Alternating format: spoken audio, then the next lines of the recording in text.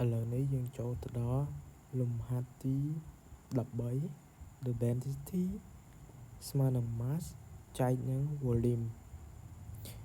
of aluminum is 5.26 ស្លាំងលើ feet cube. Determine its density in SI unit using appropriate prefix. នៅក្នុងលំហាត់នេះគេចង់ឲ្យយើងដោះស្រាយនៅដង់ស៊ីតេរបស់អាលុយមីញ៉ូមដែលមានតម្លៃ 5.26 ស្លាំងក្នុង feet cube. យើងត្រូវដឹងថា1ស្លាំងស្មើនឹង 14.59 គីឡូក្រាមហើយ1 feet ស្មើនឹង 0.3048 ម៉ែត្រ. ឥឡូវយើងចូលទៅដល់លំហាត់នេះដំណោះស្រាយ 5.26 ស្លាំងក្នុង feet cube. អញ្ចឹងយើងបំបែក feet ទៅជាម៉ែត្រដូច្នេះfeet ស្វ័យគុណ3និង feet cube អស់យកប៉ុណ្ណឹងចែកនឹង 0.3048 ម៉ែត្រ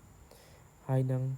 1ស្លាំងស្មើនឹង 14.59 គីឡូក្រាម. យើងយក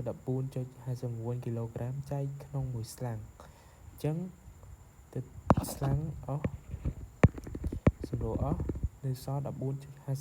ញ្ចឹងយក 5.26 ចែកនឹង 0.3048 គុណនឹង 14.59 នោះយើងនឹងទទួលបាន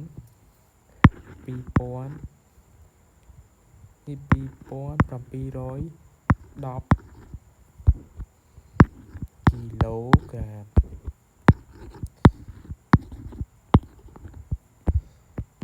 ក្នុងម៉ែត្រគីបនេះដោយសារម៉ែត្រស្វ័យគុណ3អញ្ចឹងគីឡូយើងអាចកាត់ក្បៀសទៅបំបែកទៅជាមេហ្គាអញ្ចឹងយើងកាត់ក្បៀសសល់ 2.71 មេហ្គាក្នុងម៉ែត្រគីប. ឥឡូវនេះលំហាត់នេះធ្វើបានបញ្ចប់